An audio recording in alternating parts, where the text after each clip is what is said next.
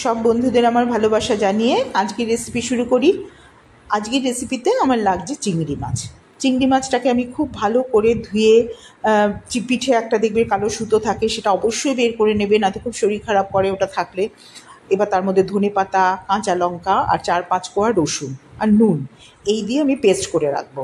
এই পেস্টটাতে কিন্তু সহজে ঘুরতে চাইবে না, কারণ চিংড়ি মাছ একটু আঠালো হয়, কাজে একটু একটু করে ঘুরিয়ে আবার অল্প একটু জল দেবে, খুব বেশি জলও দেওয়া যাবে না, কারণ আমি এগুলো মুইঠা তৈরি করবো, তো কাজেই আমি এটা বেশি জল দেওয়া যাবে না, কিন্তু অল্প একটু জল দিলেই দেখবে এটা পেস্টটা সুন্দরভাবে হয়ে যাচ্ছে। এবার আমি জল গরমে বসিয়ে দিয়েছি, তার মধ্যে এগুলো ছোটো ছোটো বল করে করে এর মধ্যে দেবো। তো চিতল মাছের মুইঠা সবাই নিশ্চয়ই খেয়েছো, তা আমার মনে হলো যে অন্য মাছের মুইঠা কেন হতে পারে না। তো অন্য সব মাছেরই কাটা আছে, এইসব ভেবে টেবে মনে হলো যে চিংড়ি মাছের তো কাটা নেই, তো চিংড়ি মাছ দিয়ে মুইঠা করি। তো সেই ভেবেই আমার এটা করা। আমি কোনোদিন আগে খাইনি, নিজেই হঠাৎ করে ভেবে করে তো খেয়েছি, করলাম, তো খুব ভালো খেতে হয়েছে। তোমরাও কোনো দিন যদি কেউ করে থাকো বা খেয়ে থাকো আমাকে জানিও। এবার দেখো মিঠাগুলো যেই জলের মধ্যে এতগুলো একসাথে দিয়ে দিয়েছি, কিন্তু একটার সাথে একটা একটু লাগবে না, আর ফুলে গেছে সব মিঠাগুলো, একদম ফুলে গেছে। এবার এগুলো নাড়িয়ে চাড়িয়ে, আমি খুব বেশি সেদ্ধ করবো না, কিন্তু যেই দেখবো শক্ত হয়ে এসছে, ভাঙছে না, অমনি সঙ্গে সঙ্গে তুলে ফেলবো। তুলে নিয়ে এবার আমি কড়াতে তেল বসিয়ে দিয়ে সেগুলোকে এবার ভেজে নেব। ভাজার সময়ও কিন্তু আমি অল্প যেই লাল হয়ে আসবে তুলে নেব, কারণ চিংড়ি মাছ কিন্তু খুব বেশি ভাজলে বা খুব বেশি সেদ্ধ করলে শক্ত হয়ে যায়। হ্যাঁ, আর এদিকে আমি কি করেছি, গ্রেভির জন্য পেঁয়াজ, আদা, রসুন, ধনেপাতা দিয়ে একটা পেস্ট তৈরি করে রেখেছি। এবার এটা আমার ভাজাটা দেখো হয়ে গেছে। এবার এর মধ্যে আমি কি করব, আলুগুলোকে এবার ভেজে তুলবো। আলুগুলোকেও একটু এই নুন হলুদ দিয়ে, যেরকম আমরা আলু ভেজে রাখি সেরকম করে আলুগুলোকে ভেজে রাখবো। আর এদিকে আমি পেস্টটাও তৈরি করে নিলাম, যেটা বললাম, ধনেপাতা, পেঁয়াজ, আদা, রসুন এইসব দিয়ে আমি এই পেস্টটাকে তৈরি করে রাখবো। আর তারপরে আলু, পেঁয়াজ সব কেটে নিই ঝোলের জন্য যেগুলো লাগবে। এবার আসল জিনিসটা কিন্তু আমার তৈরি হয়ে গেছে, মুইঠাগুলো আমার তৈরি হয়ে গেছে। এবার তোমরা যেরকম মন চায় তোমরা কিন্তু গ্রেভিটা করতেই পারো। কারো যদি মনে হয় মাংসের মতো রান্না করব, কেউ যদি মনে করো যে যেরকম চিতল মাছের মুইঠা করে সেরকমভাবে করব, যেরকম খুশি করতে পারো। তা আমার মনে হলো এখন এত ধনেপাতা, তো একটু ধনেপাতা কাঁচা লঙ্কা দিয়েই করি না, দেখি কেমন হয়।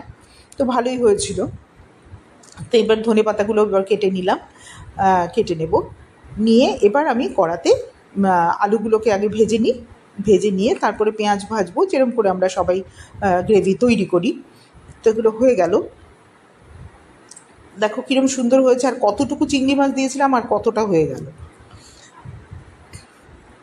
এর মধ্যে আমি জিরে, ধনে, হলুদ সব দিয়ে দিলাম, একটু গরম মশলাও দিয়ে দিলাম, দিয়ে এক জায়গায় করে রাখলাম সব মশলাটা রেখে দিয়ে এবার দেখো নুন হলুদ দিয়ে যে আলুটা ভেজেছি সেটা সুন্দর ভাজা হয়ে গেছে। এবার তুলে নিলাম। এবার এদিকে না একটু জল গরম করে রেখে দিয়েছি।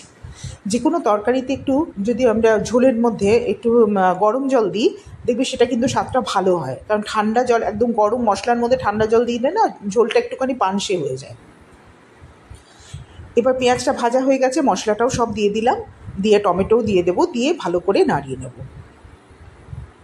ভালো করে এবার মশলাটা কিন্তু খুব ভালো করে ভাজতে হবে যতক্ষণ না তেল বেরিয়ে আসছে। এবার চিংড়ি মাছ যে আমি সেদ্ধ করেছিলাম সেই জলটা কিন্তু আমি ফেলে দিইনি, অল্প একটু জল বেরিয়েছিল, সেটা আমি ফেলে দিইনি, সেই জলটা আমি রেখে দিয়েছিলাম। সেই জলটাও আমি এই মধ্যে দিয়ে দেবো। দিয়ে এবার নাড়িয়ে নাড়িয়ে এটা যতক্ষণ না তেল বেরোবে ততক্ষণ আমি এটাকে ভাজতে থাকবো। আর তার মধ্যে আমি কি করেছি, একটু দই ফেটিয়ে নিয়েছি। দইটাকে ফেটিয়ে নিয়ে আমি এর মধ্যেই দিয়ে দেবো, যেই মশলাটা কষানো হয়ে যাবে তার মধ্যে আমি এই দইটা দিয়ে দেবো। একটু কাশ্মীরি লঙ্কাও দিয়ে দিলাম, রঙটা ভালো আসবে বলে, নুন মিষ্টি আন্দাজ মতো দিয়ে দেবে। দিয়ে এবার আমি দইটা দেবো। এবার দই দেওয়ার নিয়মটা নিশ্চয়ই তোমরা সবাই জানো, তখন কিন্তু গ্যাসটাকে একদম কমিয়ে দিতে হয়, কারণ যদি গ্যাসটা বাড়ানো থাকে তাহলে কিন্তু দইটা কেটে যায় আর ঝোলটা দেখবে কিরকম ছানা ছানা হয়ে যাবে। সেই জন্য একদম কম আঁচে দইটাকে দিয়ে আগে ভালো করে নাড়িয়ে নিয়ে তারপরে তুমি গ্যাসটাকে বাড়াতে পারো। যেই আমার মশলাটা একদম তেল বেরিয়ে এলো তখন আমি জল ঢেলে দিলাম, গরম জলটা দিয়ে দিলাম। গরম জলটা তো এমনিতেই গরমই ছিল, যখন ঝোলটা দেখবে সঙ্গে সঙ্গেই ফুটতে থাকে।